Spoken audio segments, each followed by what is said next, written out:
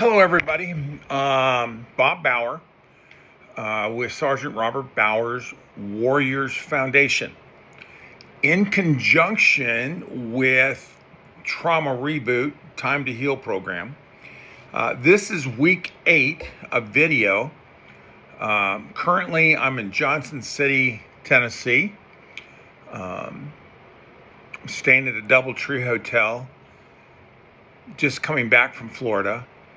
And I can tell you it's 8 degrees outside right now. So coming from Florida, this is like going into a deep freeze. But anyhow, I'm making this video in about week 8, which is restoring my identity. One of the many things we deal with when we are trauma survivors. We have been discussing up to this point the different elements that we face so we can understand our healing journey. And so when we experience trauma, our self-perception is often shaken to its core. Where we used to see ourselves as rational, self-sufficient, strong. Now we identify ourselves as afraid, confused, powerless, helpless, insignificant. And the effects of this negative self-identity transformation doesn't remain in the psychological realm. They bleed. We bleed to our own behaviors. We bleed into our own behaviors, our plans, activities, values, ambitions, and they're shaped by our traumatic experiences. The lies we believe following trauma come from 3 sources: Satan, other people, and ourselves. These lies tell us that we are damaged goods. We're disregarded, we're unimportant, we're rejected, we're powerless, we're unlovable, and we're all alone. We call these the 7 trauma traps. Trauma digs a deep hole. And these lies can become firmly planted in the bedrock of our existence unless we identify them as lies and replace them with the truth. Now think about it for a minute. As a trauma survivor, and you look back at the events that you experienced and the things that have happened since then, have you bought in to the lies that you're no longer valuable, that you have no significance in the world or to anyone, families, relationships, whatever? It's a tough gig to deal with. Now, one of the things Reboot starts with the premise that each of us, every person, has the potential to do something extraordinary. That includes you and me. We believe that God created us for a purpose and that you were fearfully and wonderfully made, as it says in Psalms 139:14. We regard you as extremely important, valued, accepted, connected, and loved. But even if we know this to be true, it doesn't feel true at times, does it? One of the things about experienced trauma, the experience that in and of itself will pass. We will move on. But it's what our mind tells us that we're dealing with. It's a mindset issue, and that comes down to our identity. Who are we? Why are we here? What's the purpose? I can tell you in my lifetime of experiences with the different traumas that I've experienced over my lifetime, there's the one question that kept popping up is why? Why me? What did I do wrong in order to experience these things, have to experience them? I was about to say earn the experience, but it wasn't earning anything. But it was, what did I do? Why was I created to be on this earth? To be a punching bag or to be an extra in a very bad B-movie rerun? We don't always feel like we're valued or accepted. We don't always see our purpose clearly. Sometimes we may feel more like an accident than someone who was wonderfully made. And along the way, there may be people, there may have been people or events in our lives that shaped our vision of ourselves. Perhaps people said or did things to us that made us feel discarded or unwanted. Conversely, we may have had people in our lives that built us up. All of your experiences, the words said about you, and your internal monologues combine and shape your identity. They help define who you are as a person. But have you ever really asked yourself, who am I, as I mentioned before? This existential question probably isn't something most of us spend a lot of time on contemplating, yet perhaps we do. You can go Google the term, who am I? And you will get millions of responses of, hits of, who am I? What does that mean? Why am I here? Essentially, there are two schools of thought on this particular subject. One says your actions shape your identity. The other school says your identity shapes your actions. Now, we aren't born with a high level of personal insight and self-reflection. Our experiences shape how we see ourselves. Most of us frame our identity through the eyes of others, such as parents, caregivers, teachers, peers, partners. These early external influences have enormous impact on how we will view our role and position in the world around us.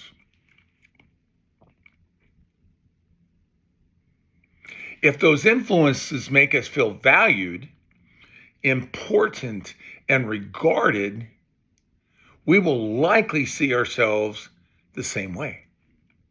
However, if any of those key influences are unpredictable, unreliable, or battling their own demons, it could be extremely difficult to form an accurate view of who you really are. We will likely feel insecure, important, and even unlovable. Last night I was at a dinner and we were having a conversation about how we see ourselves. And this one particular person I was talking to was living in denial. They had experienced so much pain, and rather than address it, they shoved it down.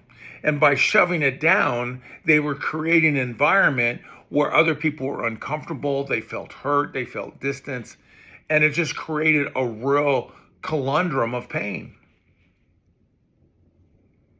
As they sat there telling me, oh, I'm healed, I'm doing better, I really got angry and maybe stepped outside my comfort zone in the sense of going, no, you're not healed. You're far from being healed. You're hiding your pain. And by hiding your pain, you're hurting other people, important people in your family. And that's what we do. We lose who we are by how we handle the results of trauma. If other people tell us that we're worthless and they tell us enough times, we tend to believe it. And then we follow through with our actions, and our actions tend to blow up in our faces because the decisions we make aren't wise. We tend to believe that we have no value, that we're worthless. So when we experience trauma, our self-perception is often shaken to the core. If your trauma occurred when you were a child, you may have felt like you had the fight of your life to act as parents. You may have developed an earner's mentality that said you needed to act a certain way, maybe, just maybe, so you could earn the love and affection of those around us. That was me. That was me. So if your trauma happened later in life, it may have had profound impact as well. What you used to see yourself as rational, self-sufficient, and strong. Perhaps you now feel afraid, confused, powerless, and helpless. And the effects of this destructive self-talk don't remain in the psychological realm. They actually bleed into our behaviors, our plans, activities, and values, ambitions are all shaped by this traumatic experience and what follows. Following trauma, we often end up acting in a manner that supports how we feel about ourselves. If you feel unworthy, you will act unworthy. If you feel unlovable, we'll search desperately for anyone to love us. Usually in all the wrong places. If we feel devalued, we will sell ourselves short. These feelings are further supported by the shame that we feel. Recall that guilt says, I did something bad, where shame says, I am bad. A person who sees themselves as bad will not be able to find stability because they don't have a foundation to build upon. A person who doesn't know who they are will never become who they can be. I'll tell you something about my own life. I spent a lifetime going from one bad relationship to another. Nearly 15 years of bad relationships. And as I tell everybody, it was actually one relationship with different faces and different names. Because the one thing that I was looking for was to be loved. I had that earned mentality. If only I could do something to earn their love. It was the same kind of person mentally. I mean, it was the same pain. It was the same outcome each and every time. But I was looking to be loved, to be accepted. You know, there's a saying that the definition of insanity is doing the same thing over and over again, expecting a different outcome. That was me. I was insane. So, as the saying goes, a person who doesn't know who they are will never become who they can be. That was me until I found a place where I began to realize that I was a trauma survivor. And there were certain things I needed to do to move through the maze to find my healing. Yes, now granted, I went and I got graduate level degrees in counseling and psychology, thinking I could heal myself. As in 1994, I had been diagnosed by the Veterans Administration with post-traumatic stress disorder. Didn't know what it was then, and really didn't know what it was after I concluded my therapy, so to speak, with the VA. So I was on a search. I did research to find out what was post-traumatic stress, but most of all, what was trauma. Now, earlier in this course, we talked about what trauma was, or what it is. It's a wound. The Greek word for trauma is wound. We're not broken. We're not discardable. We're wounded. And as any field medic or corpsman in a battle will know, they'll tell you, their role is to basically bind up your wounds and prepare you to be transported to a place for healing process. Whatever steps need to be taken in order to begin the healing process. So, going back what we said before, what are the sources of our information that we get? So, in 1957, the Indian philosopher Satya Sai Baba said the following: "You are not one person, but three. The one you think you are, the one others think you are, and the one you really are. So let me ask you a question here. This quotation that I just read, you are not one person, but you're three. The one you think you are, the one others think you are, and the one you actually are. So pause this video for a second and ponder that statement. Do you agree with it? Or do you disagree with it, and why? Maybe jot down some notes on what your feelings are about that particular statement. Now, at Reboot, they found this statement to be mostly true. We found that most of us turn to three sources to tell us who we are: others, ourselves, and our spirituality. But what role should these three sources play in answering that question? Who are we? So let's focus on the first, on the person other people think we are. Source number one is what others say. The one others think that you are. It is human nature to care what others think about us. And it can be a driving force in our lives. In fact, in the age where information travels quickly, people's opinions of us seem to matter more than ever. So, rather than having a small group of people whose opinions we value, we have hundreds of friends on social media who influences our self-worth. Think about it. We see these influencers on TikTok and all these other social media apps, Instagram, Facebook, whatever, and they strive to accumulate as many followers as possible, because that number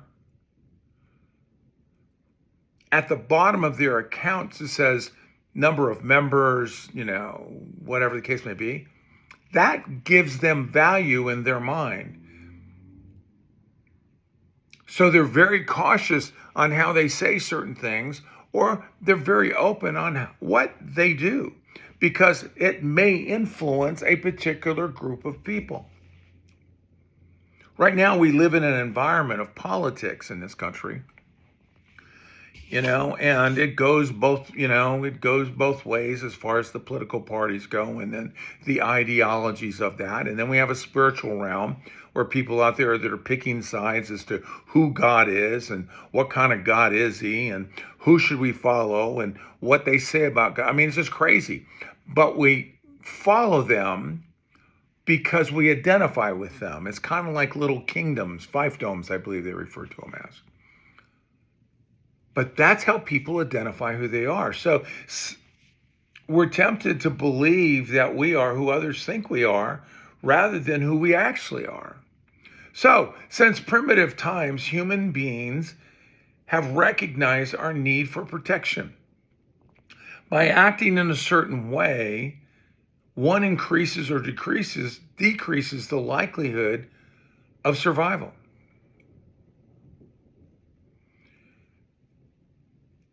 So think of this, in a band of angry cavemen, if a band of angry cavemen were to come attacking my cul-de-sac, I want to ensure that my neighbors would have my back for that particular war. Instinctively, this is why we care so much what others think. We know there is safety in numbers, so we strive to fit in.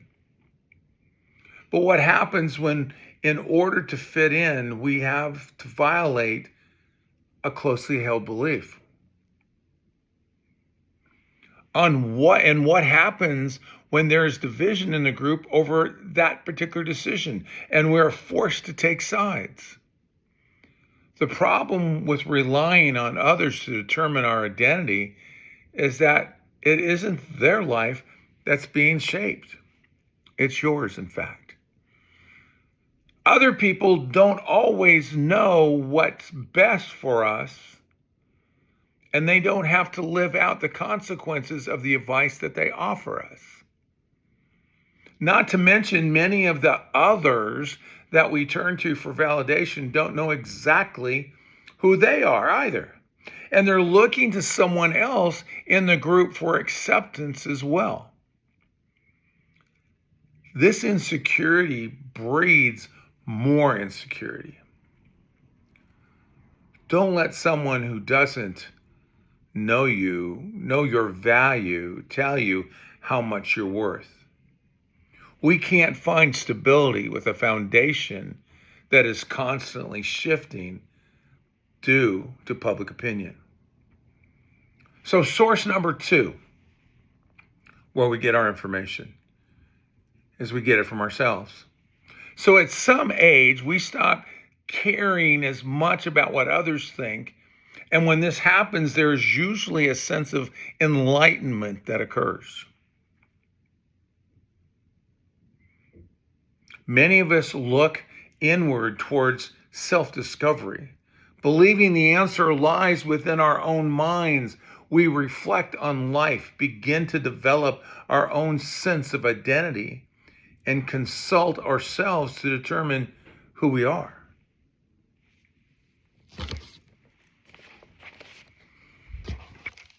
But ask yourself this question: how reliable and trustworthy is your assessment of yourself right now?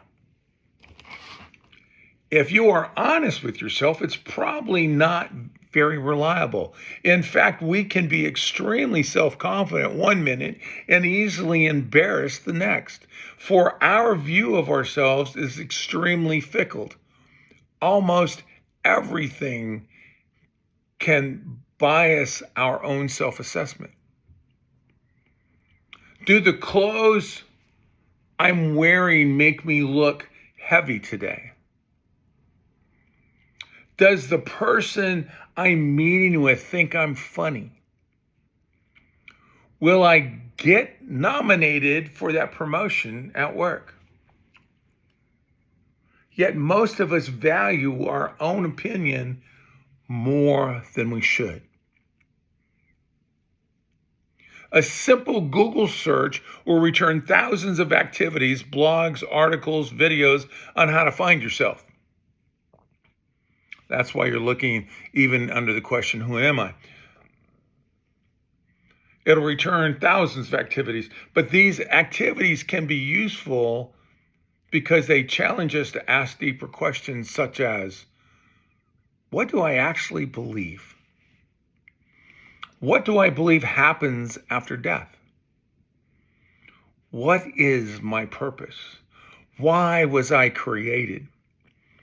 What is the most important thing in my life? These are important questions because without solid answers to those questions, stability is nearly impossible. These questions get to the meaning and purpose of our existence and require some level of inward reflection. So however, we are unlikely to find the answers to all of life's big questions within our own thoughts. Things get too big, too complex, and too overwhelming too quickly.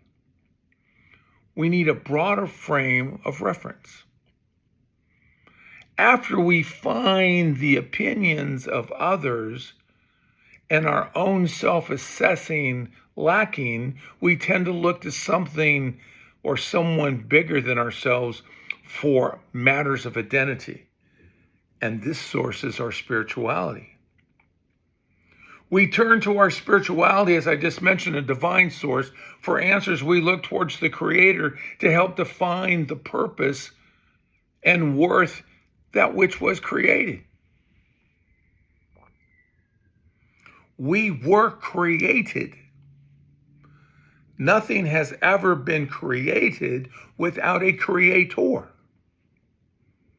Now, this book in itself didn't write itself. The book that you have, the field guide or the leader's manual that I use and refer to, it didn't write itself. It didn't print itself, and it didn't ship itself. Someone intentionally made this book for this specific purpose and assigned a value to it. They designed it with a specific binding and paper type in order to withstand the abuse.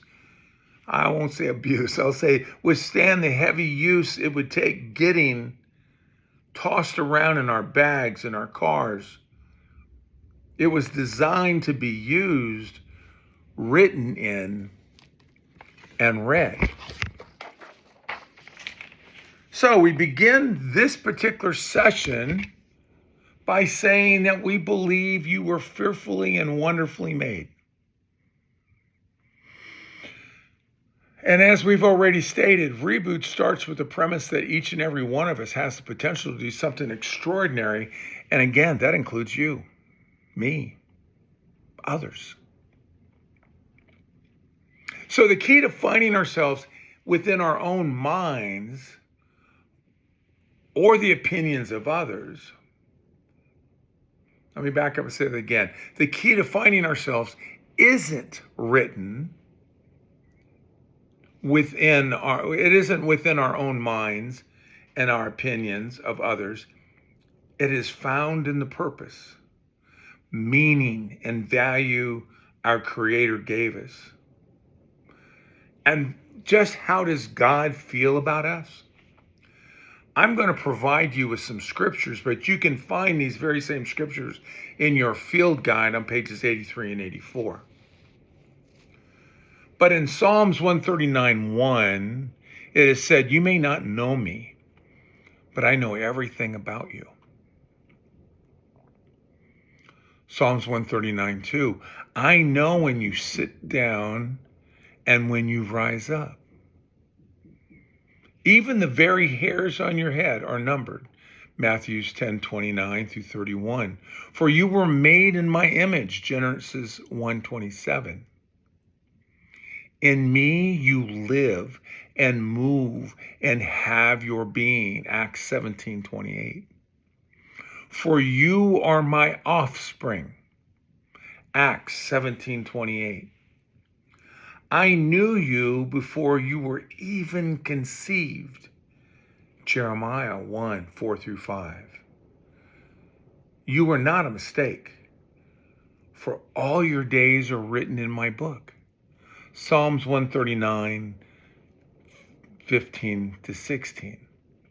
"I determined the exact time of your birth and where you would live." Acts 17:26.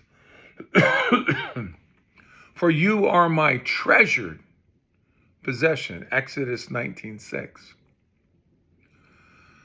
"I want to show you great and marvelous things." Jeremiah 33:3. "I am able to do more than you could possibly imagine," which is Ephesians 3:20. And it goes on and on. Please go into your field guide and refer to those pages, because you are the one whose hairs are numbered. I'm kind of lacking in that department, but anyhow, the one whose thoughts are all known before you even think them. The one whose life was carefully considered before your birth. The one whom the Father thinks about more times each day than there are grains of sand on the seashore. You're the one. In fact, God has a picture of you on his refrigerator door. You are not what others think of you. And you aren't only what you think of yourselves. In fact, you are who God says you are, period, end of story. Think about that. Go back and read all these scriptures. In fact, I would encourage you to get 3x5 cards or whatever and write these scriptures down and use them as words of encouragement during the day or when you feel like you're being beat up. But after going through that, understanding what our resources are, there are some identity traps you need to be aware of. But along the way, something goes wrong. This perfect and untarnished view of ourselves gets beat up, abused, and neglected.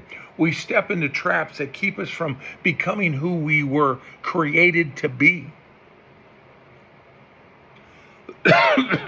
These identity traps make it extremely difficult to answer the question, who am I? By distorting the truth.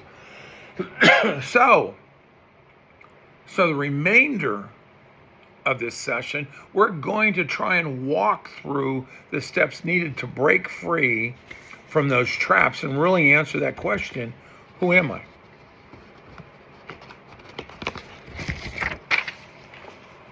Prayer. Before we begin, it's important for us to invite Jesus to come and help us through this activity. You'll find this prayer on page 85 in your field guide that will help you get started. This is the prayer. Father, I need your help to heal from my past. Whether it is wounding, entanglement, sin, ungodly beliefs, or even demonic presence, I ask that you would guide me to the truth found in your word. Lord, help me to place what you say above what others say, including myself. I love you and I trust you.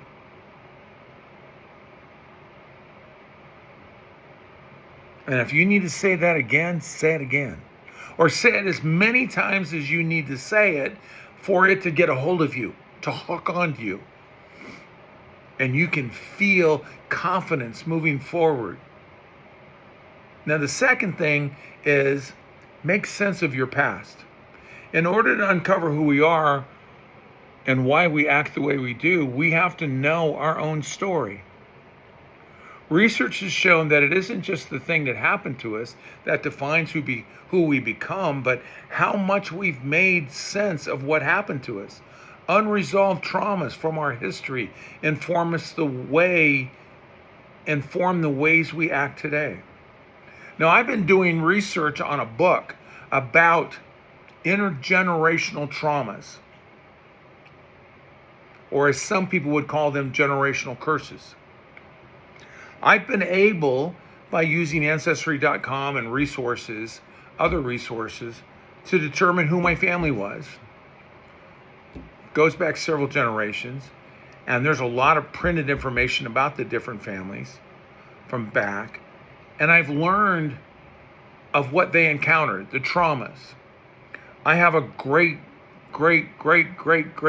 grandfather that was a business partner with the first president of the United States. Plus, he was also a leader in the Revolutionary Army that fought to establish the United States.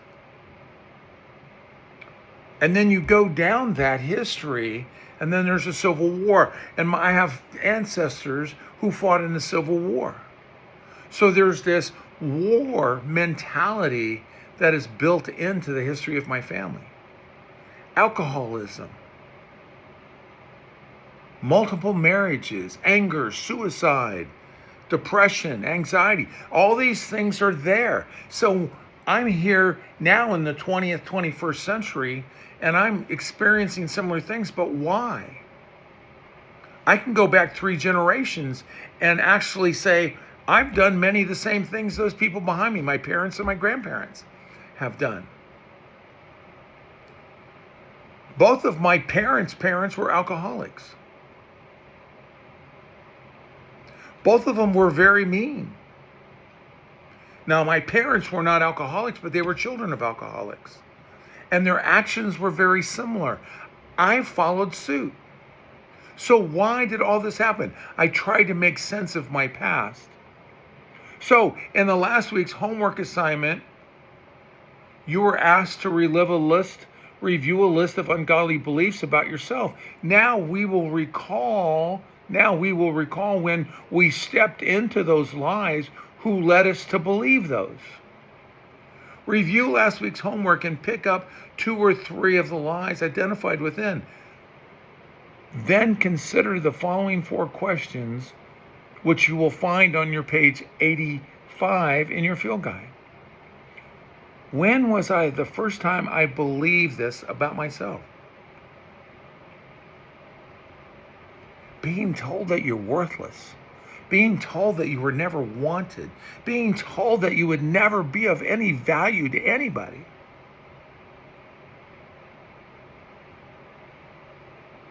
Being physically abused, beat with belts and other objects. So the next question is, what experience or person made you feel this way? Was it a family member? Was it a trusted member of your church? Was it a trusted member of society? Or was it all of them? Did they all pile on? How long have I believed this lie? Why did it impact me so deeply?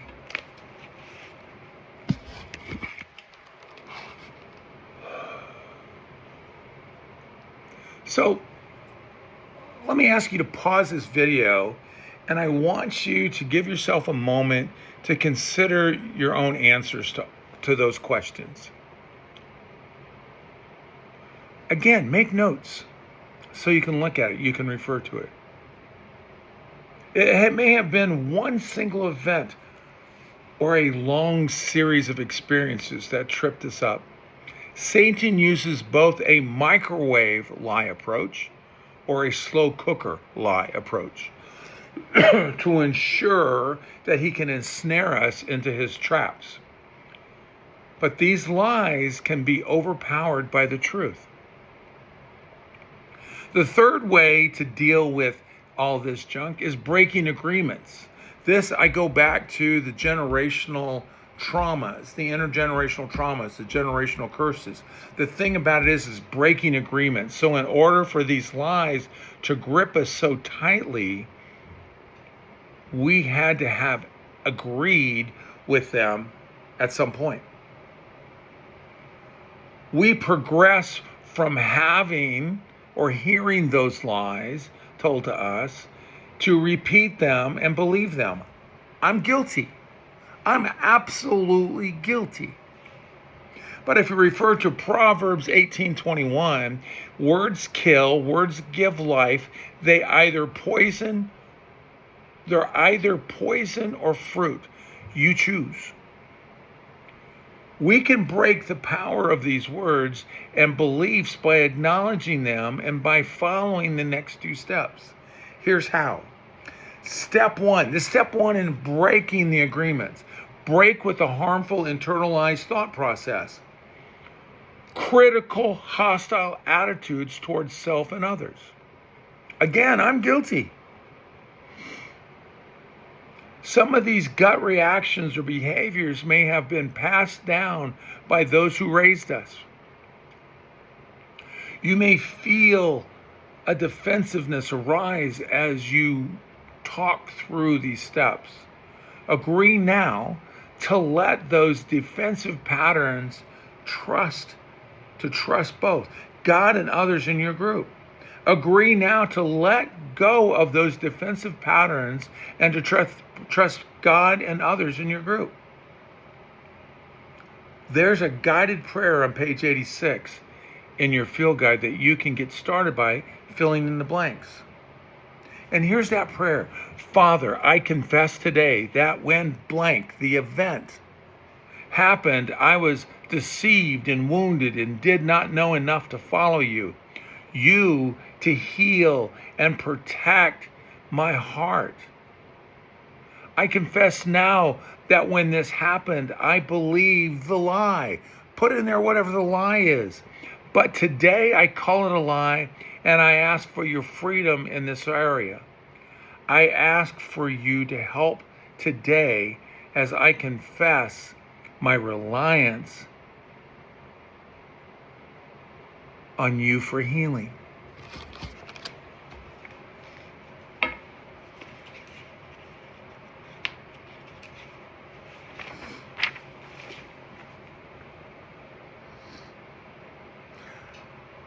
Pause the video again. Do that prayer. Write down the event. Write down the lie. You may have multiples. I know I did, and I still do. Write them down.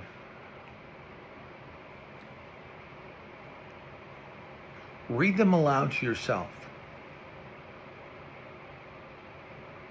Feel the impact that you're having on yourself by taking this step.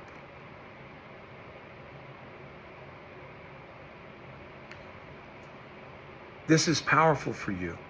You may have to do this many times in order to make sure you're breaking the grip. It doesn't happen just bam, you snap your fingers and it's done. It's a process. Healing is a process. And there's an example that I use, and I've been using for a couple of years. A couple of years ago, I had knee surgery, a total knee replacement, actually both my knees. But I was totally misinformed on the healing process. You know what? They cut out the bad bone, they put in this mechanical part, and within a couple weeks, I'm up and moving around. Things are good. No. I had to go to physical therapy for 4 months, I believe it was. My left knee was my first knee, my right knee was my second one. My right knee actually took less time than my first knee. But healing hurts. It has a painful process. And doing these steps in order to breaking these ungodly agreements that we've made with the devil based on our trauma of experience and the lies that have been told us and we've bought into and we've repeated them, it may take you a little bit to do the process over and over again before you begin to feel free. Before the muscles begin to work together, they're stronger, they can carry you. But here's the other process. After you do that, the prayer of breaking the agreements from the events and the lies, step 2 is replace the lies with the truth. You will know the truth and the truth will set you free. Isn't just an idea. In fact, it is a fact. Since our earliest childhood, we've been known that telling a lie can only result in having to tell more lies. I'm guilty. Therefore, we break free from our identity traps by telling the truth. So, if you look back in the pages in your field guide at the list of how God feels about you, statements and scriptures on pages 83 and 84, ask yourself, do any of these truths contradict the lie that you believe, that you have believed? Select one or more of these truth statements that apply to your own situation. Find the guided prayer on page 87 and fill in the blanks to these prayers to help you continue the process. We take a couple of minutes for you to write. We'll take a couple of minutes to allow you to write for your responses. But during this time, read these 2 prayers in your heart, at least one of the identity traps that you can identify. Break the harmful thought process and replace it with God's truth. Here's the prayer. Lord, today I choose to agree with you and to believe the truth. Put in there the truth to your situation. I replace every lie and pattern of deception in this area, and I thank you, God, for your love and care for me, and rejoice in the truth. Whatever that truth is, write it down. And that truth, or scripture.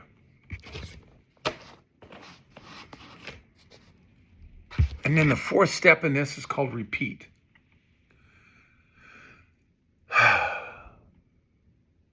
Just as you didn't step into every identity trap at the same time, you can't get out of them in a single moment either. Each trap is empowered by the lies that uses to grip us. It may not be easy to seem to get out, but going through this activity with each identity trap will result in more freedom. We've spent only a few moments in prayer over these identity traps, and you may have addressed only 1 or 2 of them. It will be necessary to spend some more time by yourself at home, not only to ask God to help you with your other traps, but also continue to pray for all of them for the period of time in the future. It's not one and done. Jesus said to us in Matthew 7:7, ask, keep on asking, seek, keep on seeking, knock, and keep on knocking. When God created you, he knew who you'd face. He knew that you would face some hard times. So in John 16:33, Jesus says, I've told you these things so that you may have peace. I told you these things so that in me you may have peace. In this world you will have trouble, but take heart. I have overcome the world. Recall what we said about the reboot workbooks? The publisher selected the pages, the binding, the format, in order for it to withstand the heavy use. In the same way, God has created you to be able to withstand everything you've been through.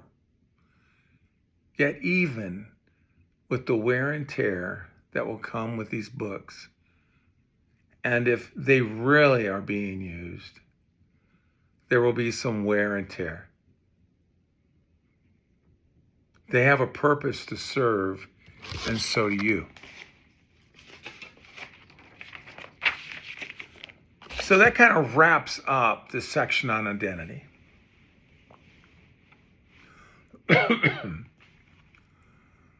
I truly want you to take this segment, this section of this 12-week journey, spend some time with it.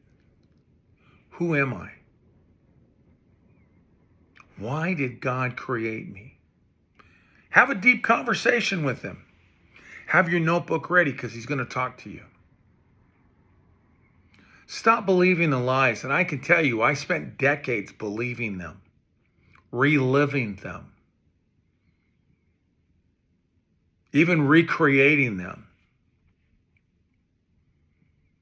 It wasn't until I understood that I wasn't broken, I wasn't a defect, that I was only wounded, and wounds heal if properly treated,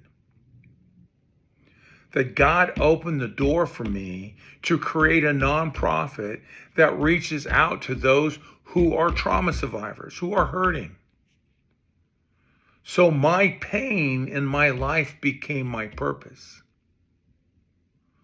I understand your pain. So when I talk to you about the different traumas people have endured in their life, or the ones that I have, it gives us a common bond. We take our scars that are a sign of healing, and together we build bridges of hope by using our scars. So this will conclude the subject matter. Now, the next week we are going to share stories.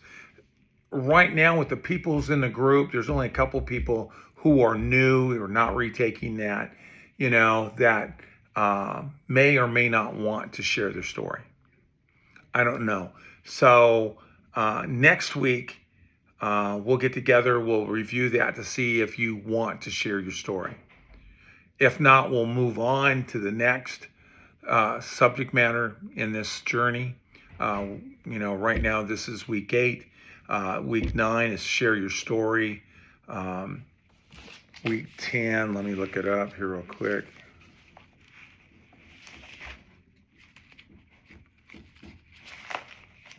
Excuse me. Week 10 is about forgiveness. Week 11 is about finding stability. And week 12 is where do we go next? Anyhow, next week we'll actually have a live video. I'm still on the road, so I decided to make this. This is actually from last week, and this week would have been storytelling. So we'll kind of move on. So in the meantime, prayers to all of you. Have a great week.